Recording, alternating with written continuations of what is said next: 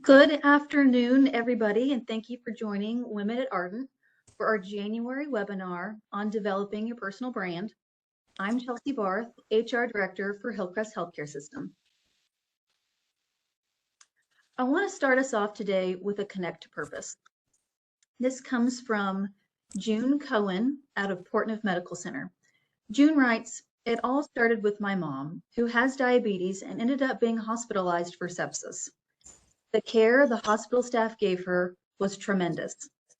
I realized then how much I enjoyed learning about all the different things that go on in the hospital and clinic setting. Fast forward 4 years later, and my mom's been diagnosed with Parkinson's. I've decided that next summer, 2023, I'll be going to get my LPN, and I couldn't be more excited to learn better how to care for my mom and for the patients I meet along the way." June, thank you for sharing your story. I know you're going to do great things. Before we introduce our speaker, I want to hand it over to Becky Hurley, who's going to be recognizing one of our team members. Thank you so much, Chelsea. I'm delighted to do something special today and shine a bright spotlight on the wonderful Susan Hassel. For those who've never had the opportunity to meet her, Susan is a member of the Ardent Resource Team headquartered in Nashville and has been Director of Corporate Communications for the company since she joined us in 2019. She jumped right into the Women at Ardent initiative, where she served on our steering committee and headed up the communications team. She's also managed and done fundraising for the Ardent Cares Foundation. I want to say a little bit, though, about Susan the person. Susan is as friendly and welcoming a person as I've ever met. She is inclusive. She's incredibly insightful, a tremendous listener. I can't even count the number of times that she has sent an article or a link my way because she heard something that she thought might interest me personally or be helpful to the Women at Ardent initiative. Susan, you have made such an impact, and as you go into this next chapter of your life, when you retire at the end of this month, we just want you to know you made a difference, you had an impact. We will sorely miss you, but life is a chapter book, and we want the next one for you to be great. Thanks so much. Back to you, Chelsea. Thank you, Becky, and congratulations, Susan. Well, we are so excited to welcome back Tracy Spears. Tracy joined us in August for our webinar on imposter syndrome. She joins us today to discuss developing your personal brand. Tracy is an internationally sought after keynote speaker, advocate, and host of the podcast Shift Out Loud. Her best-selling books, What Exceptional Leaders Know, The Exceptional Leaders Playbook, and Leadership is a Verb, provide much of the content in the workshops she teaches globally. Tracy's energetic and interactive approach have helped leaders and aspiring leaders all over the world. Much of Tracy's work centers around inspiring each person to rethink their personal success story, and she inspires her audience to strive for the best possible outcome in everything they approach. Her mission is to support as many people as possible in playing bigger because she believes there's enough room for everybody at the top. Tracy, thank you so much for being here. I'll turn it over to you. Thank you. Yes, I do. And I'm super excited to be back. So let's see if I can get everything going. All right. Chelsea, can you see my PowerPoint? You are good to go. All right, now I'm going to pull up, I think you all know I love to use the chat function. So a little shout out in the chat. How's everybody feeling today? All right, I'm going to be checking all that out. Listen, this is one of my favorite topics. And the reason this is one of my favorite topics is because I'm going to invite you to make a new decision today about how you want to be talked about when you're not in the room. I know. We'll talk a little bit more about what that means. Developing your personal brand blueprint. I want you to think of branding with this definition. It's the feeling you get about a person, place, or thing. Right? That's what branding is. When we think about branding and what companies do and what organizations do to try to get people to buy their product, or they want somebody to shop in their store, I'm going to start by asking you what your favorite brand is. So throw it in the chat box. As you know, I'm going to wait and I'm going to read through some of these. So what's something that you're like, over all of the other options, this is the place I'm going to shop, or this is what the thing that I'm going to, be promoting when I'm talking about things. Quick Trip, oh my gosh, Quick Trip's on my Golden Goose, I like it. Target. Oh my gosh, look at you. Chick-fil-A is always on the list. Bigelow Tea. All right, all right. Dutch Brothers. I love it. Yeah. So if you were, I love how many Apple fans there are. I'm with you on that as well. Publix. This is not somebody from Tulsa, Oklahoma. Bucky's. I actually have been to my first Bucky's recently. I understand that now. All right, so these stores then, the things that you're putting on there, you feel so strongly about them that the minute I ask the question, you're in the chat box advocating. Wouldn't it be great if you walk out of a meeting and somebody starts advocating for you in the same way? Someone's like, you're just, Chelsea, she seemed off today. What? She's amazing. Do you know all the things she's juggling? Wouldn't that be great if that's what happened? And I'm assuming that it probably does for Chelsea. But when you think about your brand, I want you to consider the difference between brand and reputation is reputation you can't do anything about at this point. It's a sum of what everybody else has experienced with you. But brand is you can make some decisions today, tweak a couple of things, and really change what people are saying, what people are thinking about when they think about you for a promotion or for, perhaps, any kind of, in a meeting, what you're going to provide, context. When you think about all those things that people are looking at, and I'm going to tell you two things. One is everything. It's your political views. It's what car you drive. It's what music you listen to. I've been through enough therapy, though, to tell you that I believe what other people think of you is none of your business. I do believe that, thank goodness. And yet, I think in the business world, I think as we navigate business meetings and we walk in and out of different rooms, we have to be very intentional, though, about our brand because we do have to keep our ability to influence people in the organization. But Jeff Bezos says it best, definitely, it is what people say about you when you're not in the room. But I don't want you to be afraid to leave any of those rooms. So in the next 30 minutes, we're going to roll our sleeves up and talk a little bit about just a few quick strategies that you can start to do now to think about, curating your brand. So before I talk about you, I want to talk about maybe some celebrities just to kind of get you in the mode for what it is for a person to have a brand. So in a moment, I'm going to flash a picture up here. And when I do, I want you to, in the chat box, type the first word that comes to mind when you think of this celebrity. So we're going to talk about their brand. Here's the first one, Martha Stewart. What comes to mind when you think of Martha Stewart, her brand? That's funny. Yeah. I saw a lot of jail. I see a lot of Snoop Dogg. Okay. 99 crimes or 19 crimes, isn't it? 19 crimes? I can't remember. Too Perfect, Focus. Okay, so let's agree that her brand story is all over the map. So some of you, were talking about the unfortunate situation that she was in, but we can also agree that she's probably made a pretty strong comeback. Fair to say? I think so. I think when she came out of that jail, she was, definitely in the branding business. Well, I'm going to say what I love about her story. Her story is, yeah, obviously some things, some bad decisions were made, but she is in this space now where she's not taking herself too seriously anymore. She's one of the most successful CEOs, female CEOs of her time. And I think it's been pretty fun what she's doing with Snoop Dogg. So she's definitely got a brand story. I think that's turned out well. First thing you think of when you think of Serena, what do you think of Serena Williams? GOAT for sure. Yeah, super focused, resilient, man, badass. I love that. A winner. She's got an interesting story, doesn't she? That she wins the Australian Open when she's pregnant, and you definitely sets, kind of a little bit different intention for that, and then retires, or does she? I don't know. We're not sure now. But I think we could all say she's probably that her best work might be yet to come in the social justice issues that she's really advocating for. So yeah, Susan's right. She is evolving for sure. What do you think about this guy, Prince Harry? Can I call him Prince Harry? I'm not keeping up with it enough. I'm not sure. Whiny. This is very different than it was 6 months ago, isn't it? I think about his brand right now. We could say before he got married, maybe it was a different brand, but he's up and down right now. I think the book is yet to be written about how we're going to feel about him. But yeah, you all are conflicted. I can tell by reading it. Confused, insecure, risked it all for love, true love. Yeah, that's a nice view on that. Definitely his story is right in the middle. And how about Ellen DeGeneres?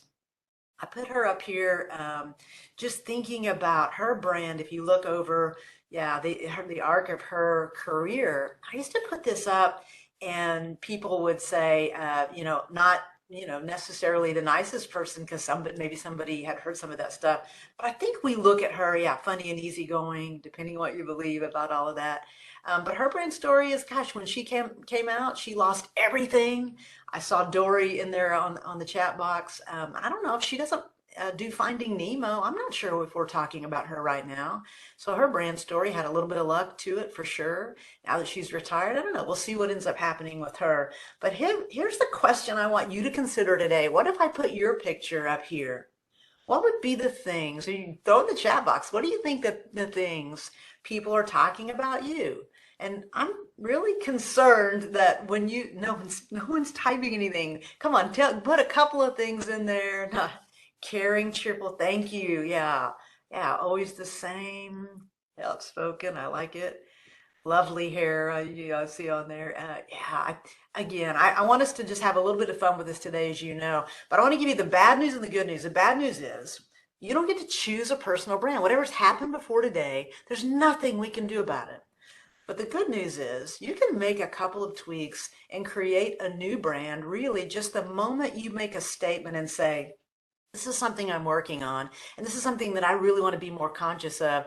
The moment you do that, people start to see you in a little bit different way. Here's your brand story, the end of high school, let's say, to today. So for me, that's much longer time than most of you, but there were a lot of things that happened. Let's agree that you've made some really good decisions, and let's agree you've probably made some really bad decisions. So you've had highlights and you've had lowlights. You can look back on all of those and you can probably agree that, man, the lowlights, I learned some really valuable lessons. The highlights, that's high for a little bit. But if you look at your body of work, I don't want you to be defined above the line or below the line. You're kind of in this place where all of that has made you who you are today. But I want you to consider this, wherever you are right now. Susan's about to retire. Congratulations to her. And like today, there's an entire chapter left for her, whatever's going to happen. So you can make decisions whether you are retiring or you've been in the workforce for less than 10 years. But some of these things that you're working on, depending on what it is that you're focusing on, you're in the middle of your brand story. So it doesn't really matter what your age is. It kind of think about where you are wanting to go next. So I'm just going to give you 4 steps. There's about 40, but I pulled out 4 because we don't have a ton of time today that I want you to consider in thinking about how you can curate your personal brand. All right, so here's the first one. And you've heard this probably many times. I want you to rock your strengths and delegate the rest. Like that's, I think, the part that makes the rock your strengths great. I think most people have been through strength finders or they're thinking about all of those. Gosh, I want to, figure that sweet spot where my passions and my talents align. I think I would say even one step further, designing a job around the things that are your strengths, around the things that give you energy, around the things that you can provide the most value. Think about, what are you great at? What are you passionate about? There is an opportunity to redo your job in the way that you can kind of think about and use those talents. And when I say delegate the rest, there's always somebody around you. I don't know if you're somebody that is highly organized, or somebody that is not highly organized, but if you're like, oh, I'm just not organized, there's somebody sitting probably pretty close to you that's like, hey, I would love to organize you, right? Like that you could start to leverage some of those things that other people get joy from, even if you don't. So I'm going to give you a couple of things, having done this many times, a couple of things that show up on the list of good things to be known for when you think about your personal brand. So here we go. The first one, being surprisingly honest. Wouldn't that be a nice thing to be known for? Not the person that is, always trying to walk on eggshells, but the person that's like, yeah, you really didn't do a great job there. Or, somebody that's just a truth teller. I love truth tellers, and I think just being that person that can just state what's happening, what you're really thinking, what you're really feeling without worrying about everybody else, that can be something good to be known for. Being approachable, probably almost everybody on here, that's something that's that intuitive. How about being kind, but yet also being firm, right? I think most of us, and when I do a lot of women in leadership, I shared with you the last time that, when I first started doing women in leadership, I was like, oh gosh, why is it just women? Why not just everyone in leadership? And I realized there are just a few things that, without being stereotypical and generalizing a bit, just a few things that intuitively come for how we're socialized when we're kids. So being kind is usually pretty easy, I would say, for most women in the audience, but being firm, maybe not so much. And there's the ability to be kind and firm. I know somebody wants to throw in some Brene Brown quotes right now, probably in the chat box, but I love what she says. Being clear is kind, being unclear is unkind. That's one of them. That'd be a good thing to be known for. Now this one, no matter what I say else today, this is the thing I want you to get. Just this number 4 is to be someone that is not overreacting in certain moments. And you see in here the difference between passion and emotion. There's a lot of executive coaching, and oftentimes I'll hear people say, not just women, but I'll hear people say, I'm just passionate. And I'm like, no, you're actually overly emotional right now. Don't confuse passion and emotion, right? Passion, you can feel super strongly about something, incredibly passionate about something, but not be overly emotional about it. You are spending your currency, when you think about how people experience you in meetings, if you're too emotional, people will start to work around you. People will start to not invite you because, well, and that's going to really upset her. So, let's figure it out and then bring her. You don't want to be that. I've watched it happen in my career too many times. So don't overreact and don't confuse passion for emotion. I'm just going to pause for a minute. Anybody want to say anything in the chat box? Oh, good. Yeah, I like this. The clarification of the difference between emotion. Yes. Yeah. Listen, I've lit myself on fire before and said, I'm just passionate. And I look back and go, I was so emotionally out of control. Like that's really what was happening. So yeah, underreacting, I think you have to be responsible for the energy that you bring in. To me, underreacting is not necessarily the emotion or energy that I give in that, but maybe not giving it the weight that it needs to have. And you can change that by the questions that you ask, the things how you follow up. I wonder which part of your husband you're recognizing there. All right, number 5, having a durable self-esteem. Throw it in the chat box. What does it mean to you? When you read that, what does that mean? Have a durable self-esteem.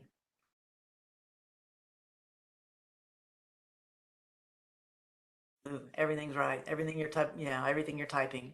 Not taking things personally. Love it. Confident, knowing your purpose. No wrong answers here. I think just being that person that is not giving away your power. You're not hearing something and making whatever you're hearing an indictment on you as a person, right? Know that, we debate ideas. We don't debate each other. We talk about performance, not the personality, right? Just having that little bit of separation. You can make a really big mistake. It doesn't mean you are a really big mistake. So inserting a little bit of, a buffer in there. So yeah, I like Tamara. I like what you're saying too. Number 6, being super good at your job. That's a good thing to be known for, right? It would be great if everyone's like, man, she's amazing in the job that she's doing. A good listener. Number 8, advocating for the missing. I'm going to cheer you on for number 8, 9, and 10, and I'll tell you why. I think number 8, this is that also when you think about advocating for the missing, it is not buying into the gossip, not contributing to conversations, water cooler conversations. Now listen, I love a little gossip for sure, but it's not okay if we aren't respectful of people that aren't in the room. And I don't know that there's anything that destroys a culture faster than people talking about each other behind the back, right? Or the meeting after the meeting. We all know that. Advocating for the missing looks like this. Oh my gosh, I know you're upset, but what do you think she would say about this? Right? It's just presenting, okay, wait a minute, I know there's more information. My dad raised me on don't believe anything you hear and half of what you see. I've probably said that to you all before. Listen, I live by that every single day. It's easy and lazy to go, yeah, I know, and then make a decision, but be the person that's like, what's the other side to this story? Because you're definitely getting one side of the story. Assume everyone has good intentions. It actually is on a sticky note on my computer. When I get triggered by someone, I'm like, man, that's probably not about me. I definitely want to assume good intentions here. And then the last one, just doing what you say you're going to do. I think that's where trust is. I think trust is built around when you say you're going to do something and you deliver on that. When you make a lot of excuses or you don't meet your commitments, I would argue that's probably a breakdown in trust. So those are a few good things to be known for. Number two, and I put getting things done, number 10, leading it into number two. And the reason for that is I think you have to have this brand that is somebody that's dependable. Now, I'm going to give you a caveat in just a moment, but when you think about the person that's doing and doing what you say you're going to do, there is a difference between being busy and being productive. I watch a lot of people that are to-do list makers, and I know statistically half of you on this call are to-do list makers that are very, very, very busy, and they're so concerned about being busy that oftentimes they don't take a moment to see, is this actually productive? Is this providing value? Am I doing the right things? So that's one caveat I would add, making sure that you don't confuse the two, because at the end of the day, what's providing the most value, those are the things that you need to be doing, not just, checking things off of the to-do list. And I'm a to-do list maker.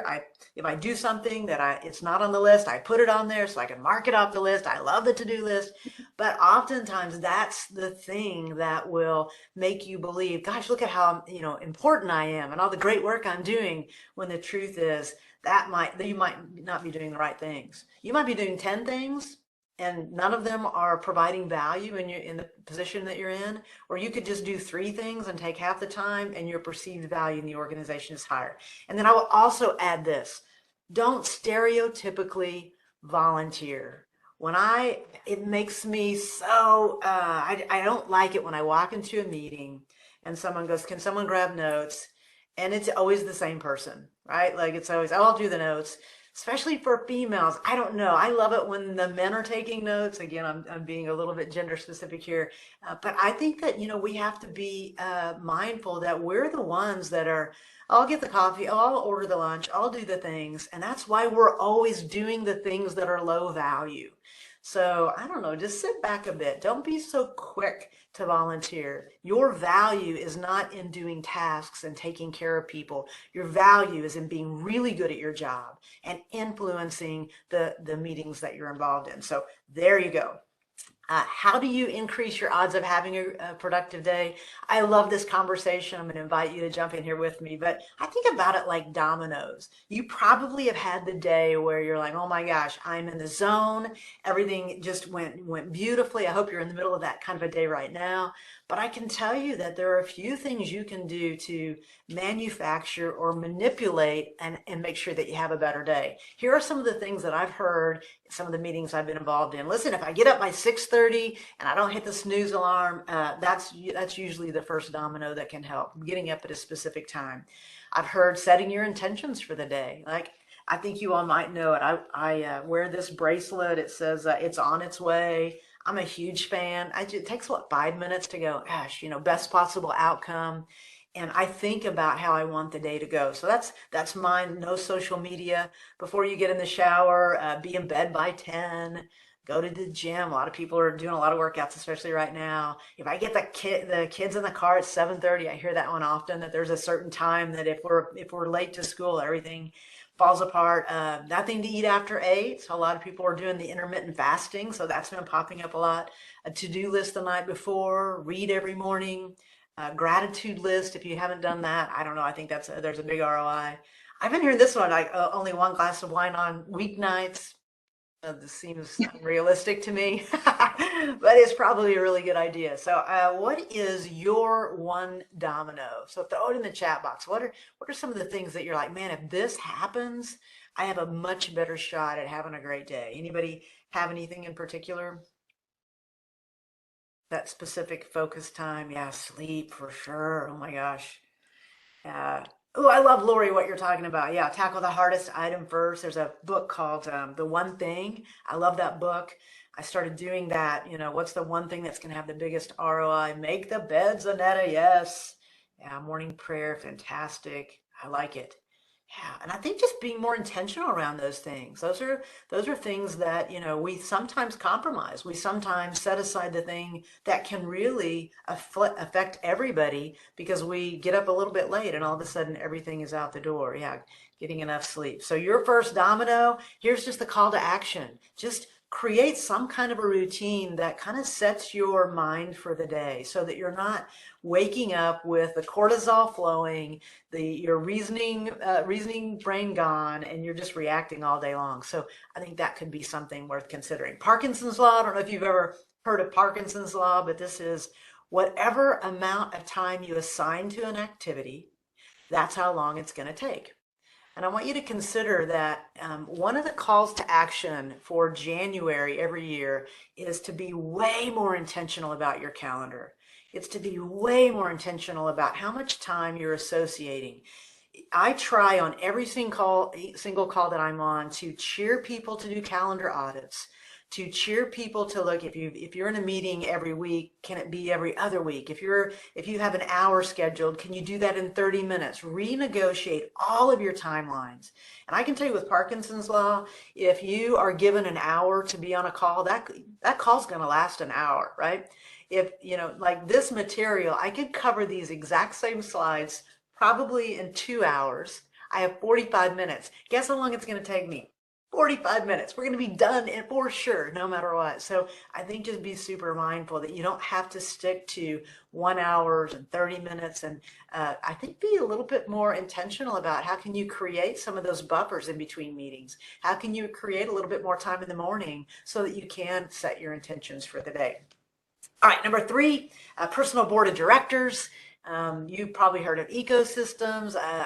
Listen, this was my first book. It's, I don't know, almost 10 years ago now. And it probably is still the thing all these years later that people talk about when I, run into them. Like, my personal board of directors made the biggest difference. If you're new to the concept or if you've been doing it for a long time, I'll give you just a couple of considerations.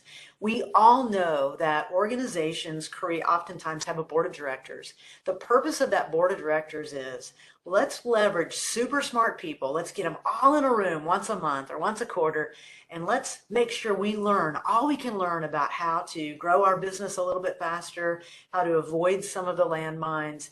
And I would argue that I think we can do exactly the same thing. This is not a mentor relationship, though I'm a fan of mentor relationships. What this really is, it's being intentional, seeking out people that are really good at something that you want to be good at. Sometimes mentor relationships, you get assigned to somebody, there's no chemistry, you're like, I'm not even sure what I can learn from you, and it takes a little bit of time to get off the ground. But when you think of a personal board of directors, you could have a meeting with somebody today before 5 o'clock and ask them one specific question and get some valuable information. And so that's what I think I would hope you do out of this. How do you choose the people on your personal board of directors? Listen, is there somebody that's doing something that you want to be good at? That would be one way, right? Like man, they're super good at that. Somebody that believes in you would be great. Somebody available to you, somebody that inspires you in some way, a truth teller. These are people that, you don't want anybody that's a fun pirate or that doesn't care deeply about your success. You definitely don't want those people on there. Here are a couple of areas to consider. Fitness right now, having somebody on your personal board of directors, that probably could serve you well if you're still sticking in there with your New Year's resolution. What is the date today? The 20th. I hope you all are still hanging in there. Technology, this could just be, I hear this one a lot. Somebody's super good at what you're using for a portal somehow in work. Work-life harmony. I hear that a lot. Leadership development, anything that you can be a little bit better at. Here's my personal board of directors for this year. Chris Kratz he's been on my personal board of directors for a long time. He's my accountant. He also is somebody that is, he invests in real estate. He also owns a liquor store. So he's like this accountant that has this, he's super risk tolerant. So there's some great conversations. I have a new book coming out in April. I'm excited about. Candace Cross is helping me with that. And it's about the play bigger. I hope I get to come back one more time at least to talk a little bit about that. This is the person that tells me the truth no matter whether I want to hear it or not, Wally Schmader. He is my business partner. I have gotten a text from him in the middle of a call before that says, settle down, sister, you need to make your point logically, not just emotionally. I think that, having somebody that is not just thinking about what my intentions, but also feeding back, how does that land? What is the impact of how you show up? So that's been valuable. That's so right now. Attitude and energy. I do read every day. So, and listen, I'm a big Oprah fan. So I just really try to show this picture whenever I can that I got to meet Oprah. That was pretty exciting. But listen, anybody that's saying live your best life, come on. That's somebody that you could probably get a little bit inspired by. And then the last thing we'll talk about is paying attention to key relationships. And here is I'm going to say this. Here is the caution. I think a lot of times I'm in conversations and I'll hear things like, well, I just don't like them, or I just can't work with them, or you can't tap out on important relationships. It is our responsibility to try to find some connecting point with everybody that we work with. And it doesn't mean that you have to, love them and want to have dinner with them, but you've got to find something that you can connect with. For some people, it's harder than others. I understand that, but there are going to be those situations where something's going to happen and you're going to think, he doesn't care about this, and you're going to be wrong. And the reason that you're wrong is because you have a biased brain and something happened and probably it was not their intention. My guess is everybody on this call has had that happen. And then they get to know somebody on a little bit of a personal basis and they're like, gosh, they're not so bad.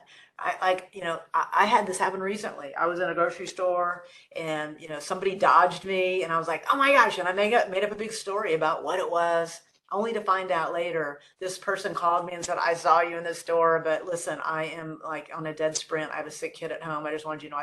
I was like, oh, okay. But the story that for 30 minutes that I was making up was like, oh, what? Well, I mean, like, why isn't she saying hello to me? Like, we all do it.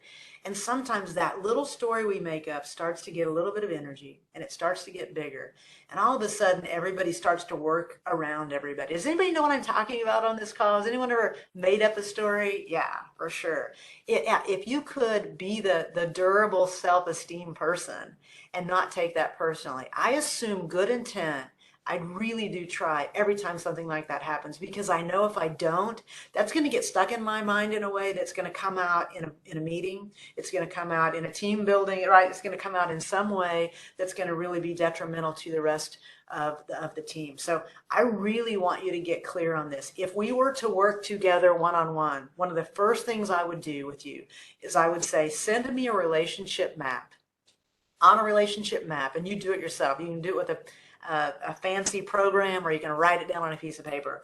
You're in the middle of that. Who are all of the people that you interact with consistently on a daily basis?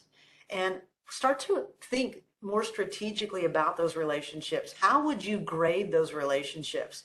I would say that, 5 people, there's going to be, we know this, that the people that we work the closest with will ultimately determine our success in a lot of ways. Here are the questions I would invite you to ask. How would you grade each one of those relationships? Are they A's, B's, C's? What's the reason that you have that grade? What's one thing that you could do to change that grade? And then the last thing, what impact would that have? I will say I see a lot of people tap out on this one. And when you tap out, it affects the entire organization. And there are, if we were to define culture, I believe culture is an emotional reaction to leadership. I believe culture is defined by the people you spend the most time with every day. It is not defined by the people in the C-suite. Sorry, yes, they can influence it, but that is not who determines your ultimate happiness in your job. It's the people that you're with the most. We can agree with that, right? I think everybody, and if there's somebody that you're like, man, I don't know. I'll, if you're willing to try, there's something in that for you. I think it was the Abraham Lincoln quote. I don't like that man very much. I must get to know him. I don't know. I love that because you will find something that will be redeeming about everybody in that space. And ultimately, the thing that you don't like is probably been misinterpreted by something that was said or wasn't said. So I offer you that. I'm totally cheering you on to be the person that's willing to go and say, you know what, whatever's happened in the past, it's important to me that we have a good working relationship. Let's start over. I've watched that happen so many times, and it does change the relationship. So those are a couple of things to consider doing. I don't know if anybody is willing to do that. I can tell you there's a huge ROI. So last time we were together, I did not allow time for any Q&A, so I'm trying to be better about that today. So we still got 9 minutes left as I'm looking at the clock. So what are some of the decisions that you need to make? Of those 4 things, you know, do you need to get better about the relationship piece? Do you need to get better about those 10 things you want to be known for? So I'm inviting you now to think differently about and more strategically about how you show up, because that's what a brand is. It's a decision. Make a decision today. And a decision, as you know, is to eliminate or cut off all other options. What if your decision is, you know what, I want to be more durable? That decision sets forth a couple of actions. The action on that would be, I'm not going to take anything personally. I'm going to assume good intentions, and I'm going to start that right now. Like, you could make a couple of these big decisions, and it could really influence the way even the rest of the day goes today. You might make a decision to do a personal board of directors. And I want to comment on the personal board of directors. I know I'm taking some Q&A time, but they don't know that they are on your personal board of directors. You don't say, hey, I have a personal board of directors and I'd like you to be on it. What you say is, hey, do you have time for a cup of coffee? I have a quick question I want to ask you. Do you mind if we jump on a call? It's 1 or 2 things. Now, sometimes that meeting will be a one and done because you'll be like, yeah, there's nothing there. And sometimes they'll be like Chris. He's been on mine for, gosh, probably, I don't know, 15 years now. So you'll have, you know, different experiences of that. But think about being intentional about sharing your time with somebody that inspires you. Come on, not the people that are, you know, the same people all the time that you're not inspired by. Like, infusing your day with just somebody that kind of lights you up a little bit. I don't know. Just the thought of that is exciting for me. And if you don't have that, just play disco music. I don't know. That's the other thing I would offer you. So, all right, questions or comments? I'll stop sharing this in just a bit. Okay, please repeat the sentence. Culture is an emotional reaction to leadership. So that is, Jeanette, the statement. And let me give you the continuation of that. Leadership is defined by the people that we spend the most time with. It is not a title. It is the people that influence us on a day-to-day basis. We are all leaders.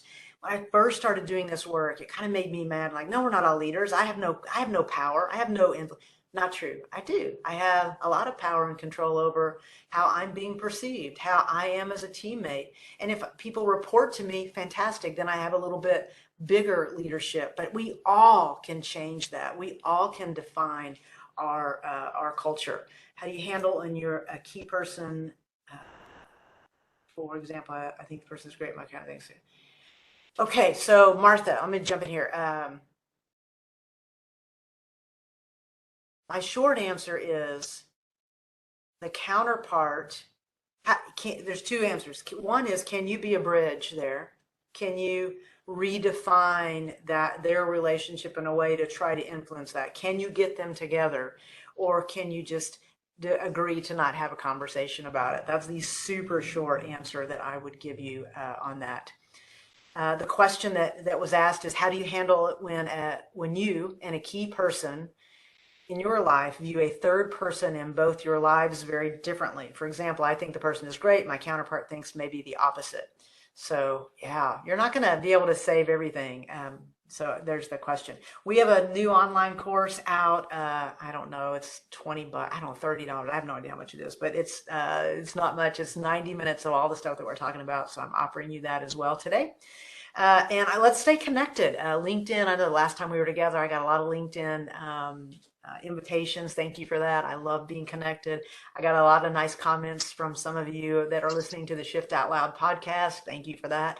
And those, listen, there are, I think, 23 episodes, some amazing women that I have had the great fortune of interviewing. So season 2 is coming out soon, but if you haven't listened to those, check that out. And I'm going to try to stop my screen and take a couple more questions before we hang up. So, all right, there's Chelsea back. I think it was. Tracy, we had a couple come through. Thank you. Yeah, so one of them is, do you work on crucial relationships differently if they're men versus women? No, I think that's such a great question. Thank you for the question. I don't. I treat them exactly the same. I think that the issues that I have with some of those relationships look a little bit different, right? I know that sometimes we are a little bit, I believe this. I think we're more forgiving of the men than we are the women. I just, I think we think, oh, just men aren't sensitive. That's not true. They're probably as sensitive. They're not reared in a way and socialized in a way that we see that often. But my experience has been, there's a lot of big feelings that we're not seeing. So I think just being a little bit more mindful that, you be consistent, whether it doesn't matter who's on the other side of that conversation. And that's going to be part of your brand, is that you're just being authentic, right? And then another one is around the personal board of directors. Okay. Is that something that you revise every year, or is it ongoing? Oh, that's a great question. I revise it all the time. So, I'll set one in January because I'm a big goal setter. I take December to think about. I went to New York, sat in the library in December for a couple of days and wrote out all my goals. I'm that person. And so I usually do revisit that, but my board of directors changes during the year because there are times when I'll meet somebody and I'll think, okay, this will be, I'll check in with them, and maybe that's not the case. And I'll have people like I said, Pam McKissick is on mine, Sid McAnally is on mine. I have people on there that I didn't list on the screen that I'm super intentional because I'm inspired every time I sit down with them, and so they stay on a little bit longer. But yeah, definitely, that's in flux. Awesome. What else? We are going to share, I see Tia asked about the slide deck. We are going to share this probably sometime next week, the recording of the webinar. All right. Weird. It's almost, we've got 2 minutes left. How about that? Parkinson's That's law. pretty good timing. So listen, the Parkinson's law piece is mind-boggling. And, from a time perspective, I don't know, that might be the one thing you get out of this that's the most important, is just to revisit those things you're on autopilot about. That can make a huge difference. All right. Chelsea, anything else? That does it for us. We're going to put up a slide. It's going to have a QR code on it. We want to hear from you guys in the audience. So we collect this feedback to help develop content that's meaningful to you guys. And we want to know how the Women at Ardent platform can do a better job of supporting you. So if you will take out your phone, use the QR code. I believe there's going to be a link in the chat as well. We do want to hear from you all about today's session. So I want to thank everybody for attending today's session. Tracy, as always, great content, very meaningful to the work that we do at Ardent. We will be emailing the recording out and related resources probably sometime next week. Our next webinar is going to be in early March, and we're going to be discussing mentoring and the Elevate and Mentoring program. We'll send more information about that topic, but you can also scan the QR code to register. So again,